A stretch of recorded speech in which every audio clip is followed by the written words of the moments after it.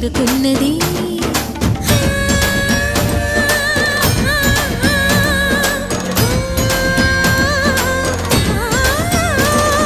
భవుని భువికి తరలించేలా ధరణి దివిని తలపించేలా